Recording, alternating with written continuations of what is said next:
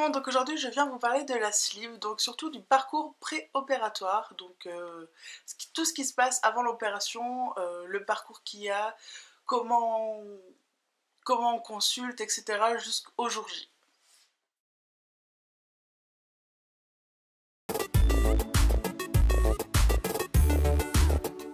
Donc qu'est-ce que c'est la sleeve? Vous n'êtes pas tous censés savoir ce que c'est. Donc la sleeve, c'est une opération de l'obésité qui consiste à couper les 2 tiers de l'estomac, donc pour former en fait un tuyau directement, ça fait tout un long tuyau, du coup vous avez limite plus d'estomac, il est tout petit, donc vous mangez très très peu, forcément, l'estomac est plus petit donc on peut pas manger énormément.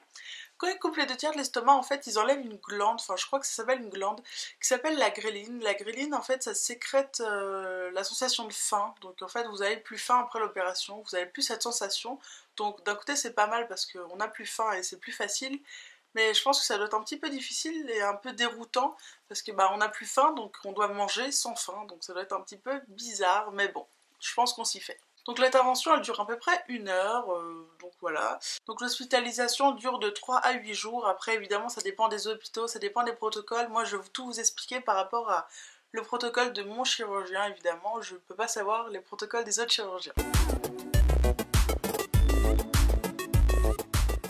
Donc les différentes étapes, donc avant de contacter mon chirurgien, parce que je ne savais pas vers qui me tourner, je suis allée vers mon médecin traitant, je lui ai parlé que j'envisage de me faire opérer. Et donc, bah, tout simplement, il m'a fait un courrier. Enfin, je pense que vous n'êtes pas obligé d'avoir un courrier, mais bon. Il m'a fait un courrier pour aller voir un chirurgien. Je me suis renseignée un peu sur lui. J'ai eu que des retours positifs. Donc, je me suis dit, bah, je vais le voir. De toute façon, c'est qu'un premier rendez-vous. Ça m'engage à rien. Donc, mon premier rendez-vous avec le chirurgien, c'était le 11 août 2014. Donc le premier rendez-vous, bah, ça s'est passé très bien, comme tous les autres rendez-vous d'ailleurs. Donc on commence à discuter, il me pose plein de questions sur mes antécédents par rapport au poids, mes soucis de santé, enfin si j'en ai un en particulier, les soucis de santé qu'il puisse y avoir dans ma famille, etc. Il note tout ça, il me pose plein de questions, etc. Il me pèse, il me demande ma taille, et il calcule mon IMC pour savoir à peu près quelle opération ça serait bien ou non, etc. Donc il me parle des différentes opérations, il m'a dit l'anneau ça sert à rien, parce que je ne perdrai pas assez, et de toute façon l'anneau je n'en voulais pas. Après il m'a parlé de la sleeve, et le bypass m'en a pas parlé, et je dis vous me parlez pas du bypass, mais pourquoi je pourrais pas faire le bypass? Alors il m'a dit, en général, pour lui, c'est à partir des IMC au-dessus de 50, et c'est en général si on veut pas avoir d'autres enfants. Donc moi je veux pas d'autres enfants de toute façon. La sleeve n'empêche pas du tout d'avoir d'enfants, le bypass non plus, mais c'est mieux d'éviter d'en avoir après ces opérations. Donc de toute façon, moi je veux pas d'autres enfants, donc c'est vite vu. Mais voilà, de toute façon je voulais la sleeve et donc ça tombe bien, on était d'accord. Donc après il me donne des ordonnances. Autant vous dire qu'il me donne des tas d'ordonnances. Je vais toutes vous les citer, vous expliquer un peu quel médecin sert à quoi. Donc en premier lieu, il nous donne des analyses de sang. Évidemment, c'est la base. Après, pour aller voir un psy, donc moi le psy, franchement, m'a servi à pas grand chose. Il donne son accord, mais en fait c'est plutôt la psy qui a parlé plus que moi. Elle m'a expliqué plein de choses, comment ça se passe après l'opération, etc. Je pensais qu'elle allait me parler un peu de moi, enfin, qu'elle allait me poser des questions sur mon parcours, pourquoi j'étais obèse, etc. Et non, du tout. Après, il y a une diète. Alors, la diète n'est pas obligatoire, enfin, dans le parcours, si, il faut minimum 2 à 3 rendez-vous avec la diète avant l'opération et après ce n'est pas du tout obligatoire, rien n'est obligatoire après en fait, mais moi j'irai voir la diète bien évidemment après, sinon je pense que je vais être complètement perdue parce qu'on peut pas faire n'importe quoi. Donc après une ordonnance pour aller voir le dentiste. Alors le dentiste, quand il m'a dit ça, j'ai trouvé ça un peu bizarre parce que je me fais opérer de l'estomac, pas des dents, mais en fait c'est tout simplement, c'est pas bête, et en fait une fois qu'on s'est fait opérer, il faut vraiment mâcher les aliments énormément. Donc il faut savoir qu'il faut avoir des dents en bonne santé, pas avoir de problème, donc c'est voilà, tout simplement. Après il faut aller voir un endocrinologue, alors ce médecin, c'est celui qui sert, qui regarde par rapport aux analyses de sang justement si on n'a pas des problèmes hormonaux. Elle m'a ausculté, elle a regardé mon ventre, mes cuisses, etc. Voir par rapport à mes vergetures, parce qu'elle m'a dit si les vergetures sont bien rouges, enfin je sais pas, par rapport à la taille des vergetures, etc. J'ai pas trop compris. Elle regardait si on pouvait avoir un problème hormonal ou quoi. De ce que j'ai compris. Donc moi j'ai pas de soucis, mais bon. Ensuite, il faut faire des radios des poumons et des échographies de voies biliaires, etc. etc. Donc c'est des radios et des échographies pour savoir si tout va bien et tout. Après, il faut aller voir un gastro-entérologue. Alors le gastro-entérologue en lui-même ne sert pas à grand chose, c'est surtout ce qu'il va nous faire après. Donc après, il fait une fibroscopie ou une endoscopie, je ne sais jamais comment ça s'appelle. En fait, il passe un tuyau épais un peu plus que mon petit doigt, il le passe dans la gorge, enfin, jusqu'à mon estomac. Il passe une caméra dedans, il regarde mon estomac comme il est, etc., voir s'il n'y a pas d'infection ou de problème particulier. Après, il passe un petit ciseau ou je ne sais pas quoi pour faire des prélèvements et analyser ça, voir si justement j'ai pas de problème d'infection ou quoi qui ne serait pas visible à l'œil nu. Donc moi, je n'ai rien de particulier. Après, il faut aller voir un pneumologue. Alors, le pneumologue, vous faites un test d'effort. Donc, dessous, vous êtes dans une machine, vous soufflez. Enfin, voilà, un truc tout bête que j'avais déjà fait quand j'étais petite. Et bah voilà. Et après, le pneumologue, il vous donne un appareil que vous mettez la nuit chez vous pour savoir si vous faites de l'apnée du sommeil. Alors, moi, il faut savoir que j'en fais vraiment très très légèrement. Et voilà, c'est rien du tout, hein, ça se soigne pas quand c'est tout léger comme ça. C'est dû à l'obésité en fait. Après, il faut aller voir un gynécologue. Alors là, je n'ai pas compris du tout, même ma gynéco n'a pas compris. Mais bon, c'est pour voir si vous n'avez pas d'infection ou quoi. Et c'est ce que j'ai dit à ma gynéco. C'est un petit peu bête de le faire pratiquement 6 mois avant l'intervention parce que entre temps, je peux avoir une infection. Enfin, bref, je trouve ça un peu bête. Mais bon, je le fais. Après, il faut aller voir un cardiologue, donc évidemment, c'est pour voir si votre cœur est en bonne santé. Il m'a fait une échographie du cœur, il m'a fait un électrocardiogramme, il m'a pris attention, voilà, tout va bien. En général, quand on est jeune, on n'a aucun souci du cœur. Après, il faut aller voir, enfin, le dernier rendez-vous en général, c'est l'anesthésiste, bah évidemment, il va vous endormir, donc il vous pose des questions, etc. Donc désolé.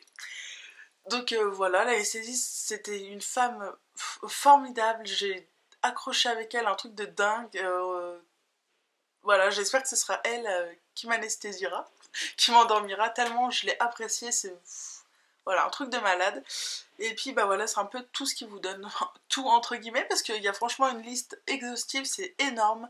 Après, effectivement, c'est quand même un truc qu'il faut faire, parce que c'est vachement important. Si on a des problèmes de santé, bah on peut pas opérer comme ça, c'est comme une opération assez lourde.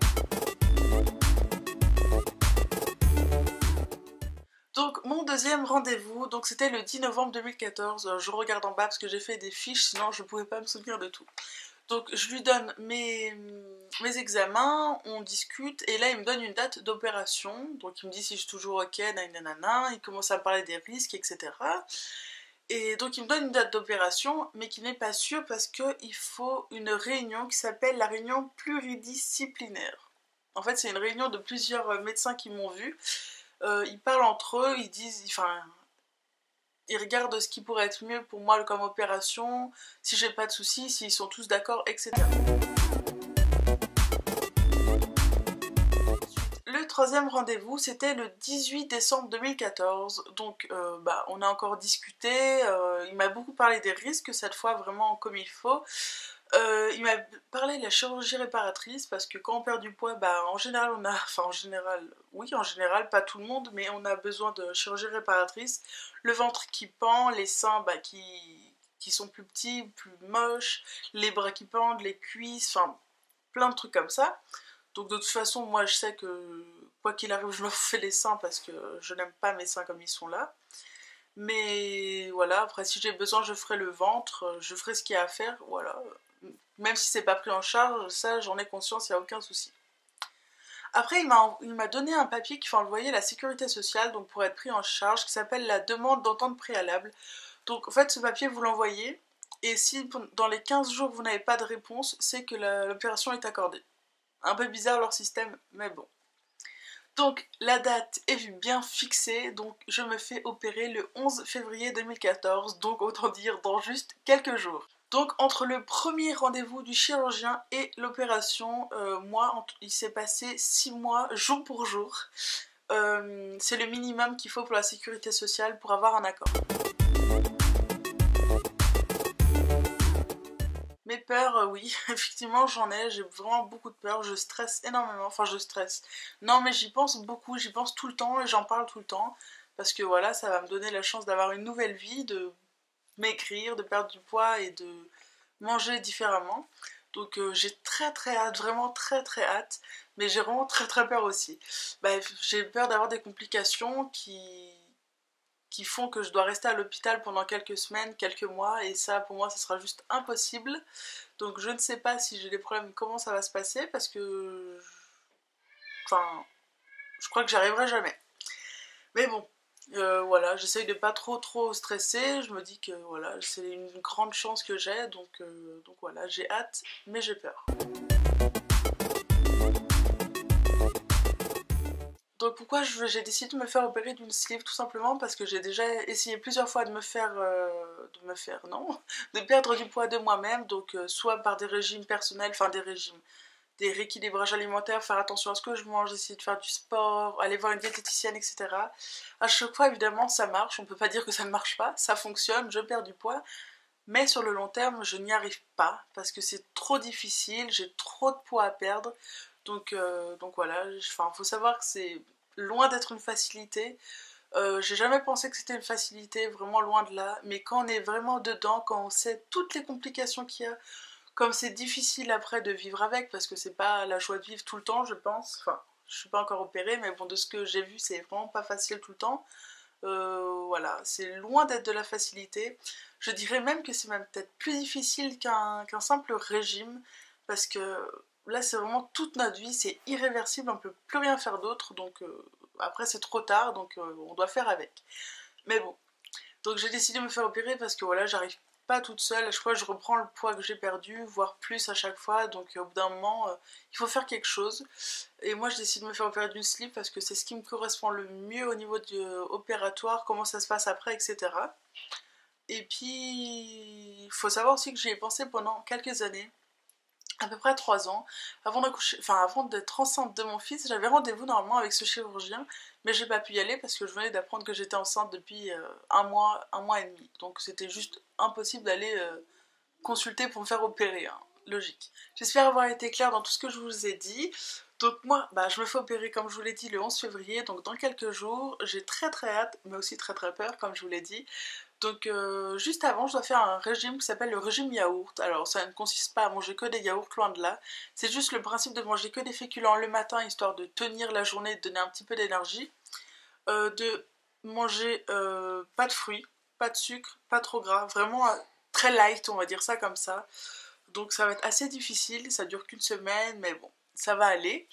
Donc le but de ce régime, c'est d'aider le chirurgien à l'opération. Ça diminue la paroi abdominale et en fait, pendant l'opération, il faut qu'il lève votre foie pour avoir accès justement à l'estomac. Et donc, en levant votre foie, s'il est trop lourd, trop gras ou quoi, enfin, de ce que j'ai compris, hein, ça peut provoquer des problèmes à cause du foie tout le long de votre vie. Donc voilà. En fait, ça aide à l'opération. C'est quelque chose que pas tout le monde doit faire. Enfin, ça dépend. Si votre chirurgien vous le demande, vous le faites. Si vous le demande pas, c'est que vous n'avez pas besoin de le faire. Moi, je lui en ai parlé et puis il m'a dit de le faire. Donc, je le fais avec plaisir. Ça va être assez difficile, mais bon, on va s'en sortir. Et puis, bah voilà. Donc, de toute façon, je vous parlerai, enfin, je vous ferai d'autres vidéos pour vous dire comment ça s'est passé l'opération, l'hospitalisation, etc. Et je vous ferai après encore d'autres vidéos sur l'alimentation, ma perte de poids, etc. Donc, je vous parlerai de mon poids, de mon IMC dans la prochaine vidéo, donc après mon opération. Donc, j'espère que cette vidéo vous aura plu. Je vous fais de très gros bisous et je vous dis à bientôt.